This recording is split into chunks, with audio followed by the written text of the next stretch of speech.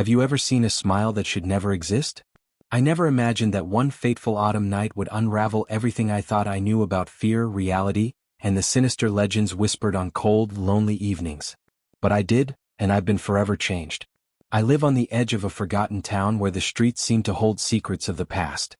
My modest apartment, perched above a creaking old building, has always been my refuge.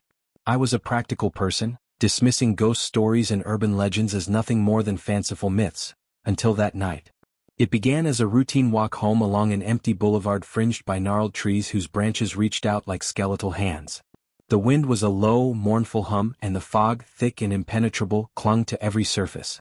My mind, preoccupied with the mundane details of a long, wearisome day, scarcely registered the odd sensation that I was not alone. But deep inside, a primal instinct warned me otherwise. As I turned the corner onto a narrow, poorly lit side street, I caught sight of a figure standing under the flickering amber glow of a dying street lamp. At first I thought it was a trick of the light, a passerby perhaps lost in the mist. But then I saw it, a grin so unnaturally wide and disturbingly calm that it cut through the night like a shard of ice. Its eyes, fixed on me with unnerving intensity, held a vacant, almost otherworldly gleam. I froze, my heart pounding in a rhythm that seemed to echo the static in the silence. I remember the feeling as if time itself had slowed. My breath became shallow, and the chill that crept up my spine felt almost tangible, a warning from something beyond mortal comprehension. The figure, the smiling man as I would later come to call him, simply tilted his head, his grin deepening into something sinister, as if he were savoring my terror. Without a word, he vanished into the murky darkness, leaving me to wonder if I had imagined the entire encounter. 4 days after that night, the memory of his unnerving smile haunted me relentlessly. I started noticing inexplicable occurrences, distant whispers in the silence of midnight, footsteps echoing behind me on deserted sidewalks, and reflections that didn't quite match my movements. I began to see fleeting glimpses of him in peripheral vision, a flash of pale skin, a twitch of that impossible grin, always lurking at the edge of my reality. At first, I tried to convince myself that stress and an overactive imagination were to blame. But soon the line between nightmare and reality blurred. I recalled old stories passed down by locals, a cursed legend of a man condemned to wander the earth, his face forever fixed in a grotesque smile, seeking out those fated to join him in his eternal torment. The legend spoke of a man who once lived among us, cursed by a vengeful spirit after a terrible betrayal, doomed to roam the night as a harbinger of despair. I had always dismissed these tales as folklore, until I began to see the unmistakable signs of that cursed presence. It wasn't long before the encounters grew bolder. One stormy evening, as the wind howled like a chorus of lost souls, I found myself trapped in the building's creaking hallway. The power had failed, plunging the old structure into darkness. I fumbled for my phone, its feeble light dancing against the peeling wallpaper and rusted pipes. And then I heard it, a soft, eerie chuckle echoing down the hall. I froze, barely daring to breathe as the sound slithered closer. I couldn't see the source, yet I knew with bone-deep certainty that it was him, the smiling man closing in on his next victim. I bolted from the hallway, my heart hammering against my ribs, and dashed out into the storm-soaked night. Every step felt heavier than the last, as if an unseen force was trying to pull me back. The rain was cold, stinging my skin like tiny needles, and each flash of lightning revealed fleeting shadows that seemed to twist and writhe along the pavement.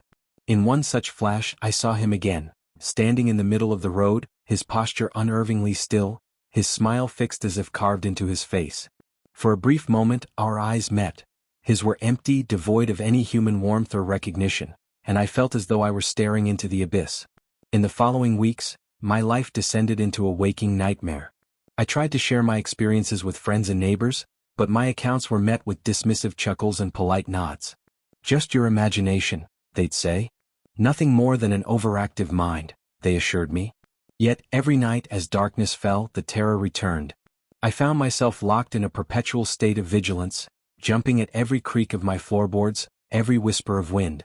Sleep became a distant memory, replaced by a ceaseless stream of anxiety and dread.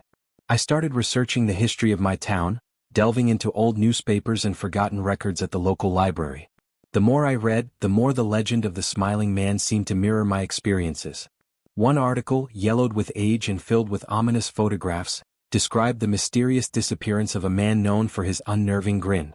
His story had been shrouded in mystery, with witnesses claiming that his smile lingered long after his death, haunting those who crossed his path.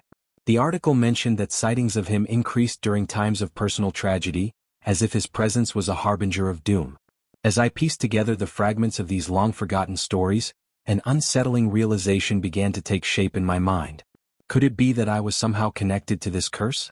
That my own life, marked by an inexplicable sense of melancholy and isolation since childhood, was intertwined with this malevolent force? The thought was both thrilling and horrifying, a tantalizing puzzle that I could neither ignore nor fully comprehend. One cold, restless night, driven by a desperate need to confront my fears, I decided to face the darkness head-on. I left my apartment, armed only with a flashlight and the resolve to uncover the truth. I retraced my steps along the familiar route where I had first encountered him, determined to summon the courage to challenge the sinister legend. The fog was even thicker than before, and every shadow seemed to pulse with hidden menace. I could almost hear the echoes of ancient voices, murmuring secrets in a language that transcended time. As I walked, the air grew heavy with foreboding. The silence was punctuated by the soft scuffling of unseen feet, and the leaves rustled as if whispering warnings. My heart pounded in my chest like a drum of war, each beat a desperate plea for safety. And then, as I turned a corner, I saw him standing there once again, under the flickering glow of a half-dead street lamp. This time he didn't vanish into the darkness. Instead, he stood motionless, his head cocked ever so slightly to one side, that dreadful smile etched permanently on his face. I took a hesitant step forward, my voice barely a whisper. "Who are you? What do you want from me?" The words trembled in the cold air, carried away by the wind before they could reach his ears. For a moment, nothing happened. Then, as if in response to my plea, the temperature around me dropped precipitously. A gust of wind swept past, scattering dead leaves like spectral confetti. In that eerie moment, I felt an overwhelming sense of déjà vu, as though I were reliving a memory from a past life. A memory that was both foreign and intimately familiar. My mind raced with questions. Had I been doomed all along, marked by some ancient, cursed destiny? Was I merely a pawn in a game played by forces beyond mortal ken? And why did the smiling man seem so intimately connected to my darkest secrets? As I grappled with these questions, the world around me began to warp. The street seemed to stretch into infinity, the boundaries of time and space dissolving into a swirling vortex of shadow and light. I could hear faint echoes of laughter, a sound so discordant and unearthly that it sent shivers down my spine. Then came the moment of ultimate terror. In a sudden, disorienting burst of motion, the smiling man lunged forward. I barely had time to react as he closed the distance between us with unnatural speed. I felt his presence overwhelm me, a suffocating force that pressed in on every fiber of my being.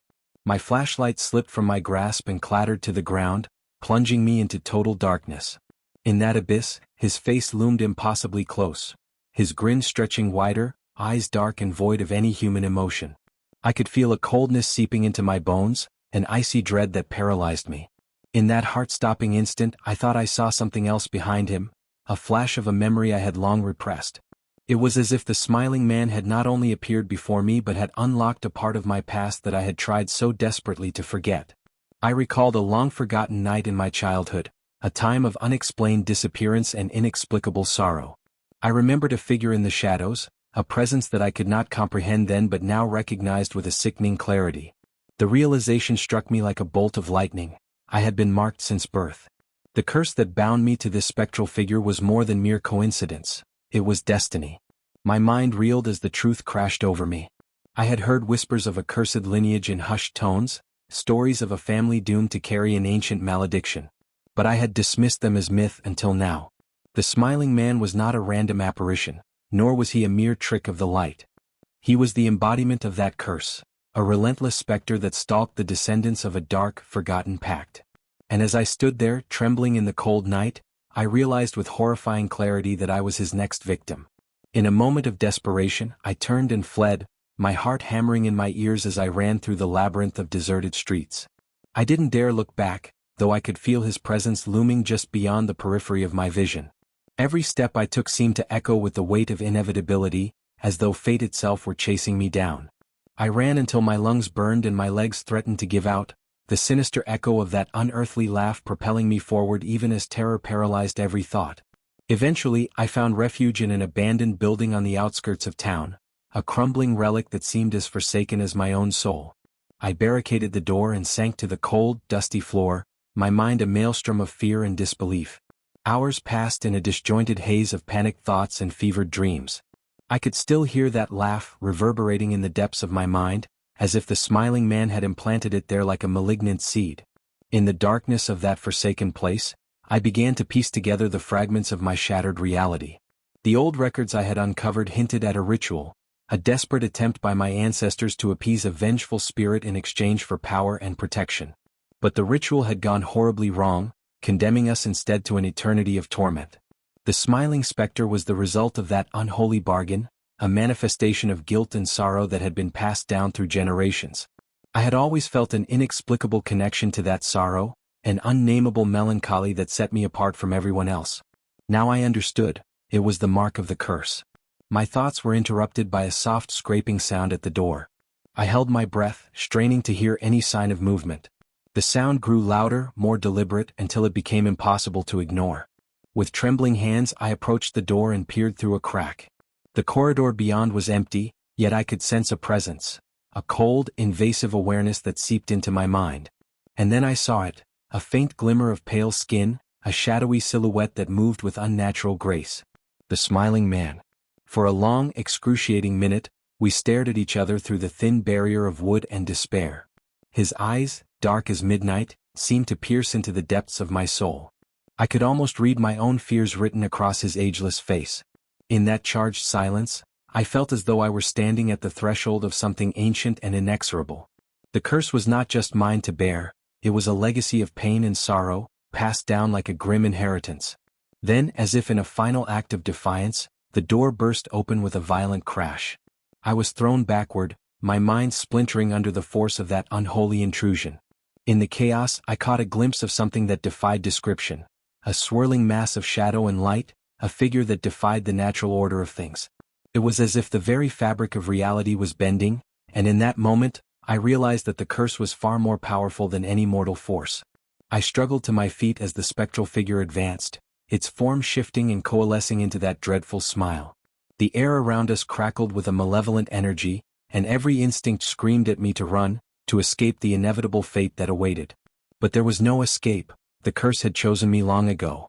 I was doomed to relive the terror of that smile, to carry its mark forever.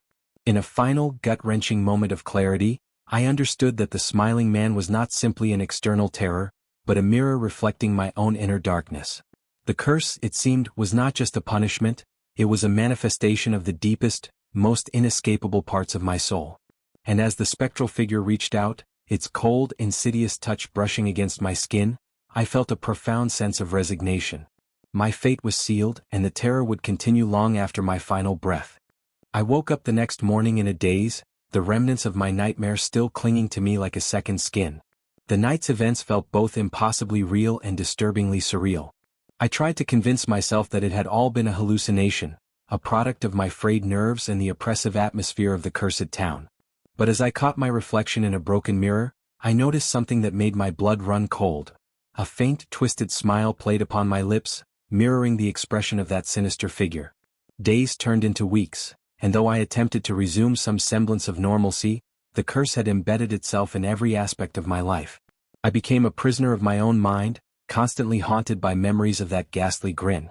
In moments of quiet solitude, I would catch a glimpse of a shadow flitting by, or hear a disembodied laugh echo in the corridors of my thoughts.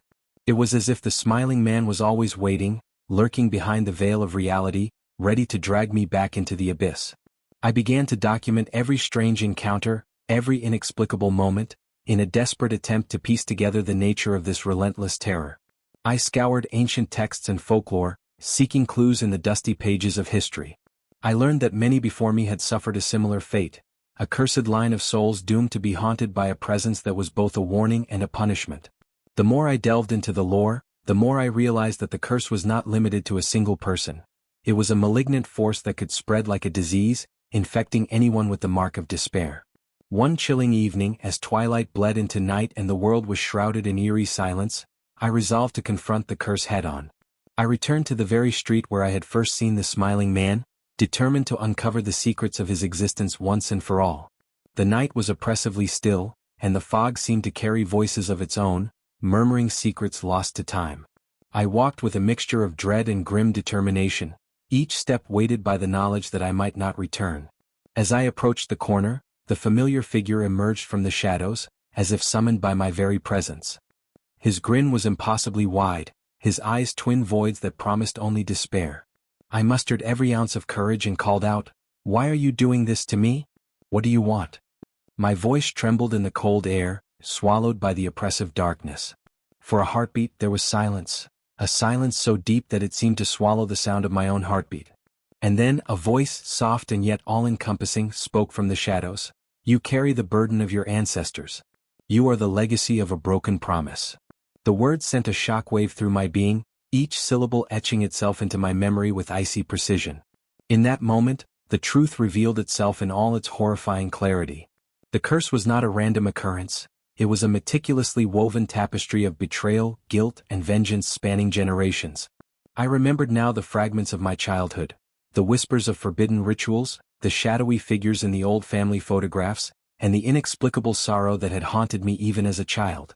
The smiling man was the embodiment of that legacy, a spectral reminder of a pact made in desperate times, a bargain sealed with blood and despair.